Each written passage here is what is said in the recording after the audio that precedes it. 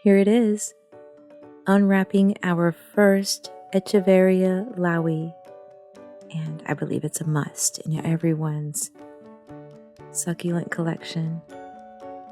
My husband took the liberty to unwrap this for me, so I can make this happen. So we wanted to share the journey.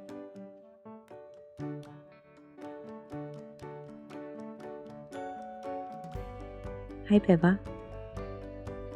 They did a great job in making sure that we received this safely in the mail. And as you can see, they're beautiful, and they are native from Oaxaca, Mexico. You could see that there were some fingers there, but that's okay. Its powdery finish on the leaves will reproduce with itself with time, from my understanding. With the potting mix, I made sure that I use my favorite potting mix from your local gardening store. It's made for cactus, palm, and citrus mix. I'm massaging the soil there, making sure that I spread it out and make it breathable. And every single piece of soil counts. Everything must be used. I find it that not pressing too hard on the soil makes sure that as roots are being established and working itself in there,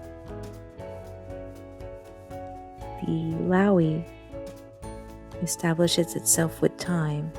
So there's no need to press down on that soil with time. It just makes itself home.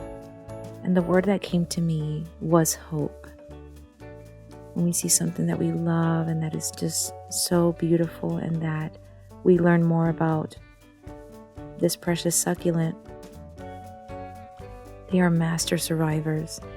They thrive in drought, and I find it that it's relatable to our life.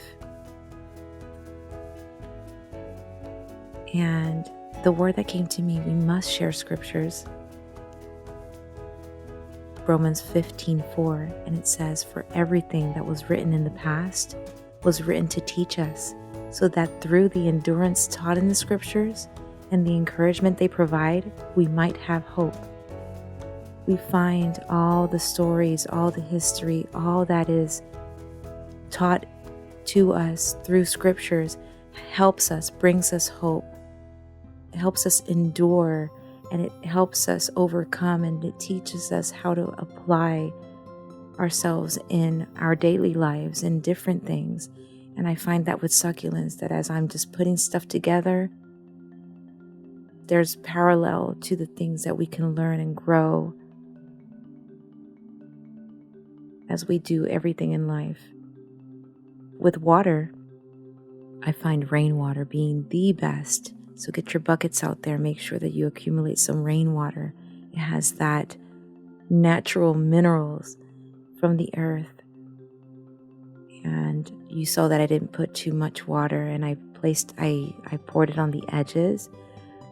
I want to stimulate this Echeveria so that it could find that water could find that oxygen.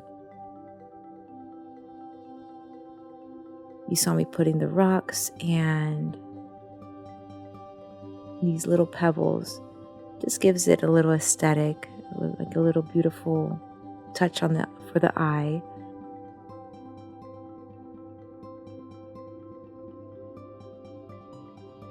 With all Echeveria Lauis, they have a foliage, their protection, their coating protection, that powdery finish is called farina. And it's made to protect itself from environment conditions and even from pests. Isn't that awesome? They're designed to thrive. They're designed to